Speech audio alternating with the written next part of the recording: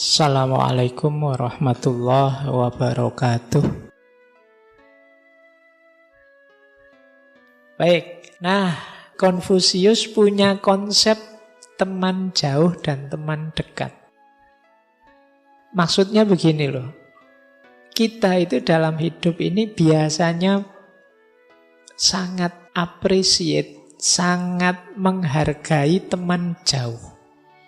Makanya ada kalimat dari Konfusius itu, ada teman dari jauh yang datang berkunjung, bukankah menyenangkan? Kita misalnya punya teman di kampung, tiba-tiba datang ke Jogja ke sini menemui kita, itu kan gembira. Itu teman jauh. Sebenarnya maksudnya kalimat ini menurut saya, teman yang jauh saja datang begitu menyenangkan. Lah kok kita lupa dengan teman yang dekat? Harusnya lebih menggembirakan. Kalau teman jauh datang pada kita, kegembiraan kita datang karena kenangan-kenangan masa lalu. Kenangan tentang peristiwa-peristiwa kita bersama dia. Yang indah-indah.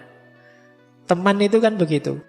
Misalnya teman-teman zaman SMA dulu ada teman yang musuhan dengan kita, gegeran dengan kita.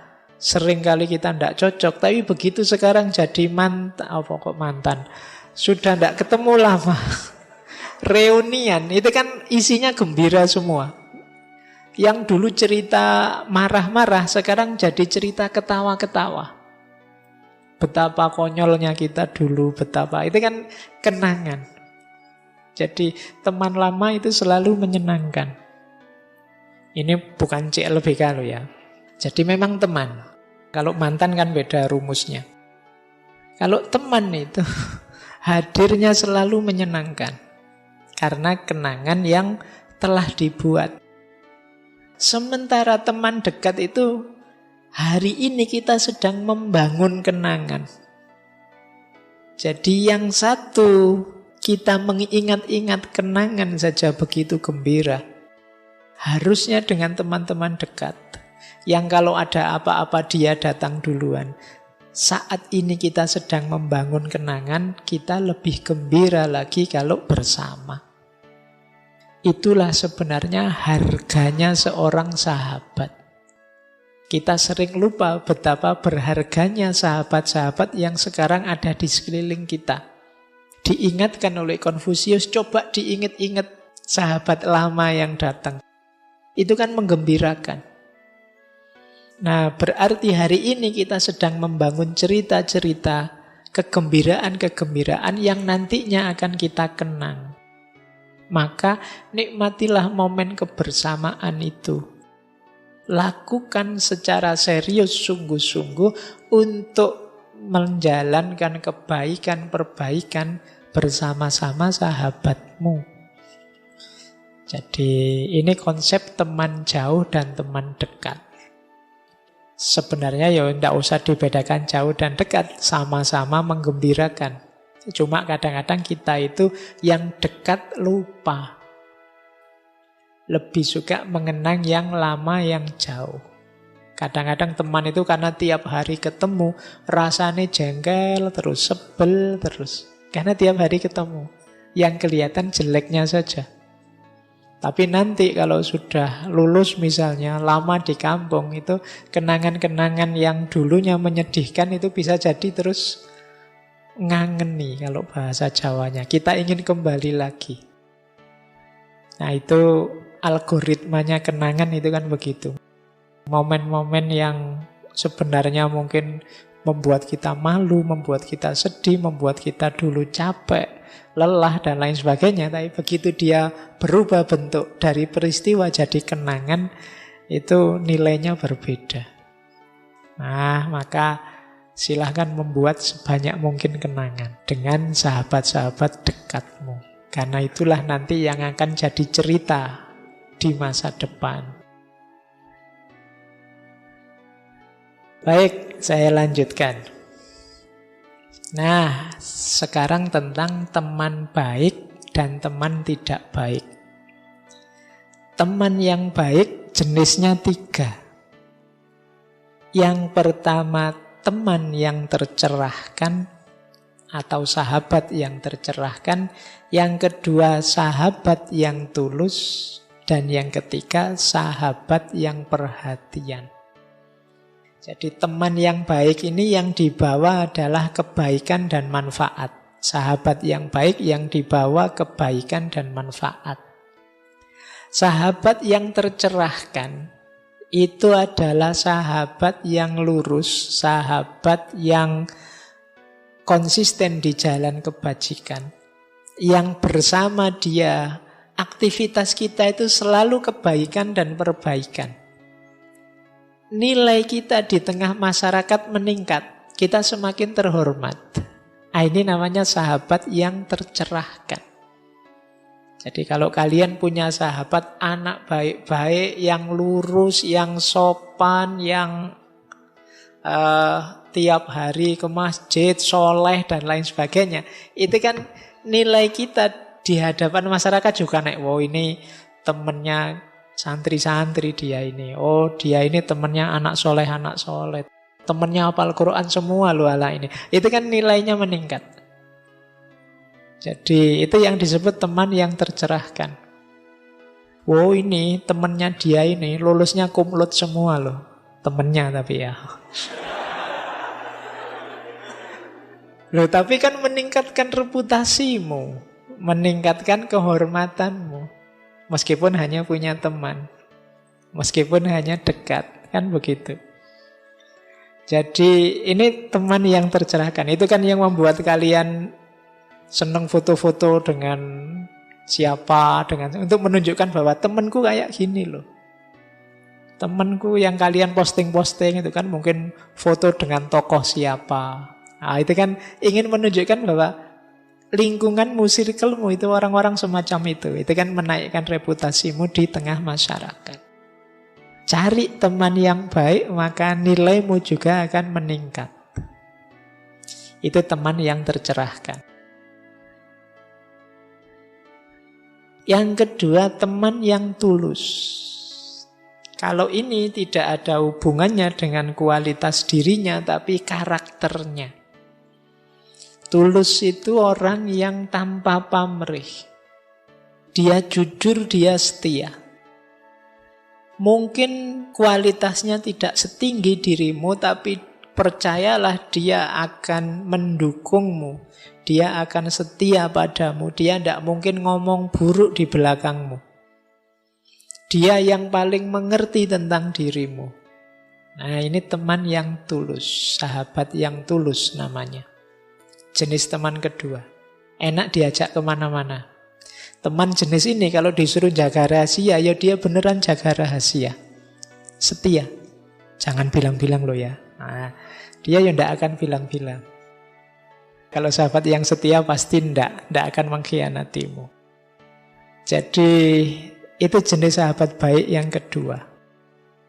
Sahabat baik yang ketiga adalah sahabat yang perhatian. Dia sangat ngerti tentang kita. Dia aktif melihat, mendengar tentang kita. Dan bisa jadi dia lebih paham tentang kita daripada kita tentang diri kita sendiri. Oh, aku tahu cirinya temanku ini. Kalau disinggung ini sedikit dia marah. Padahal kita tidak sadar itu. Nah, ini namanya teman sahabat yang perhatian. Teman yang seperti ini itu enak kalau diajak muhasabah. Kalau diajak introspeksi. Coba deh, menurutmu gimana sih aku ini? Nah, ini teman yang perhatian ini, dia bisa menjelaskan banyak. Oh, kamu itu kalau ini begini, kalau ini begitu. Dan tidak ada pretensi untuk menjatuhkan, untuk merendahkan. Tidak. Dia bicara apa adanya demi kita. Demi perbaikan kita. Ini namanya teman yang perhatian. Kalau kita belum makan, sudah makan belum? Sudah tidur belum? Tapi tidak basa-basi ya. Kadang-kadang kan kita itu untuk basa-basi saja. Sudah tidur belum? Sudah makan belum? Kan gitu. Cuma tanya saja sih. Harusnya kan kalau tanya sudah makan belum, jawabannya belum, yuk tak traktir makan. Nah, itu sahabat. Sudah makan belum? Belum. Yuk kamu makan lah, nanti sakit mah. Ayo. Ya itu bisanya hanya merentah-merentah kan, makan jangan telat nanti sakit mah itu. Oke, nah cari sahabat yang perhatian. Jadi ada 3 jenis sahabat baik. Yang pertama sahabat yang tercerahkan, yang dari dia kita bisa belajar banyak, bahkan nilai diri kita meningkat. Yang kedua sahabat yang tulus, yang setia, loyal pada kita, tidak ada pamrih apa-apa selain persahabatannya. Dan yang ketiga, sahabat yang penuh perhatian. Kalau kita punya jenis sahabat-sahabat seperti ini, kita patut bersyukur, berbahagia. Atau mari kita bentuk diri kita jadi sahabat yang baik dan bermanfaat seperti ini. Baik, saya lanjut. Nah, kalau ini yang buruk. Yang buruk itu biasanya menyakitkan dan merusak. Ini istilahnya saya terjemahkan letterlek ya. Ada sahabat yang muluk-muluk, teman yang muluk-muluk. Ada teman yang lembut, tapi dalam tanda petik. Ada teman yang pinter ngomong. Nah, yang buruk dan merusak yang pertama apa? Orang yang muluk, ngomongnya tinggi. Cuma tidak seperti yang tercerahkan tadi, dia omong tok. Tiap hari tutur-tutur, wae ngandani kita, kamu enggak ngan begini, jangan begitu, tapi kelakuannya dhewe ndak begitu. Nah, ini namanya sahabat yang muluk. Kata Konfusius ini rotok-rotok jenis penipu orang-orang munafik.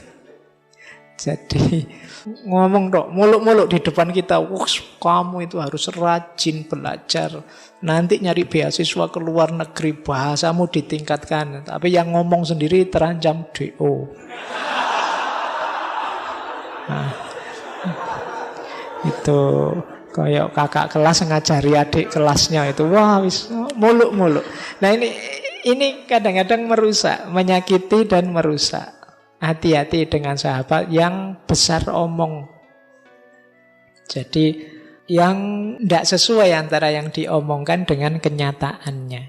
Ini menyakitkan dan merusak. Ada yang kedua, lemah lembut tapi penuh pamrih. Orangnya lembut, kalau ngomong menyenangkan, menggembirakan, tapi di balik itu ada pamrih-pamrih untuk keuntungannya sendiri. Ya istilahnya sahabat yang lembut sih. Kelihatannya halus, nyaman, enak jadi teman. Tapi sebenarnya dia nyari keuntungan untuk dirinya sendiri. Nah, ini sahabat jenis kedua. Ini agak sulit dideteksi. Tapi nanti ketahuan di belakang. Lemah lembut tiba-tiba, kamu punya uang berapa? Iya. Nanti kalau sudah dapat hilang, muncul-muncul begitu lagi. Wah, cerita yang indah-indah, kita terpesona. Nanti ujungnya masih punya ndak? Oke ya, itu teman jenis kedua. Jadi teman yang menyakiti dan merusak. Nah, yang paling parah yang ketiga. Kalau ini terang-terangan menyakiti. Mereka ini ya memang ngomongnya kasar, menipunya terang-terangan, menyusahkan kita juga terang-terangan. Kalau kita dekat dengan dia, reputasi kita langsung jatuh. Kehormatan kita langsung jatuh. Nah ini teman jenis ketiga.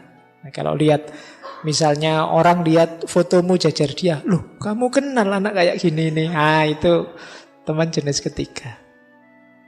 Jadi kedekatanmu dengannya membuat namamu jatuh. Kata Konfusius, dekat dengan orang seperti ini kadang-kadang tidak terelakkan. Karena sahabat itu, teman itu bisa macam-macam. Tapi kata Konfusius, harusnya kita tidak diam saja. Entah kita peduli sebagai sahabat dan melakukan perbaikan, atau ya kalau bisa dihindari. Karena kalau kita diam saja, orang akan menganggap kita komplotannya. Kamu temennya anak itu ya? Mesti nanti kamu datang-datang ke sini nipu nanti, utang nanti. Nah, ini jadi kamu dianggap komplotannya karena temannya jenis-jenis seperti itu. Jadi kata Konfusius ini teman yang pandai bicara. Orang jenis ketiga ini merusak. Jadi, ayo sekarang meneliti jangan sampai kita punya sahabat jenis tiga ini. Jadi, orang yang muluk munafik, orang yang lembut tapi penuh pamrih untuk kepentingannya sendiri, dan yang ketiga orang yang memang terang-terangan ingin menjatuhkan kita, menyakiti kita. 3 jenis sahabat ini harus kita hindari. Atau jangan sampai kita jadi sahabat dengan 3 karakter ini. Baik, saya kira itu ya teman-teman. Saya akhiri sekian. Kurang lebihnya mohon maaf. Wallahul muwafiq. Wallahu a'lamu bissawab. Wassalamualaikum warahmatullahi wabarakatuh.